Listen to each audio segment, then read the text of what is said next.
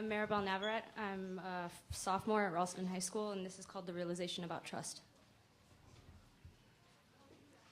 Trust.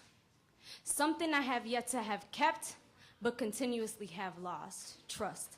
Defined as a firm belief in the reliability, truth, ability, or strength of someone or something. Credit, proof, or props are other ways to say it, describe it, and twist it, but it always comes out the same.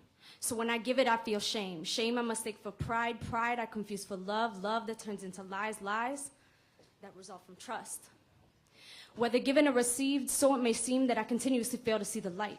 Waking up from every night, not from fright, but from realization. And unlike a dream that is reoccurring, I realize something new every time. So when my eyes open, allowing the colors, the lights, and the scenes, and everything I see, I realize that trust is universal. And along with it comes distrust. Distrust, like disrespect, must begin with the last part of the word. Or maybe that's where it ends. It's just like that argument of what came first. The life of the hearse, the gift of the curse. But then I guess we'll never know.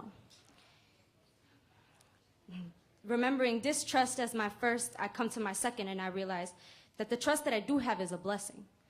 And with that comes a third realization, and I realize that I can no longer live in my fantasy of no love, no hate, just peace. Because reality has taken its hold on me, and it is never letting go. Because it can feed on the weak-willed and the closed-minded for a short while, but I am neither, so it continues to feed. And it is slowly leaving me with that balance of both reality and fantasy, and I'm expected to choose.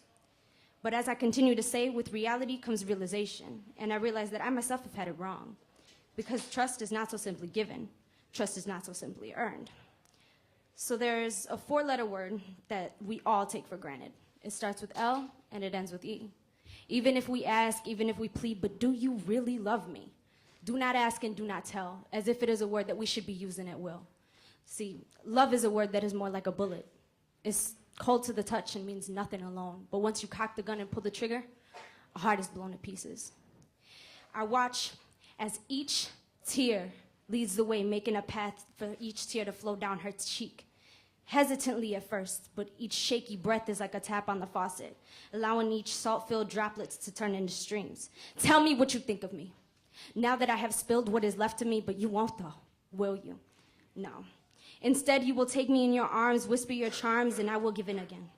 Because you still have that piece that is left of me, myself, and I.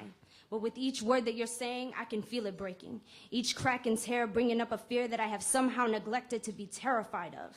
Thinking when enough will be enough. Now is not the time to respond because the question has yet to have been asked. But as soon as I know, you'll be the first to know. Because I trust that you love me enough to understand.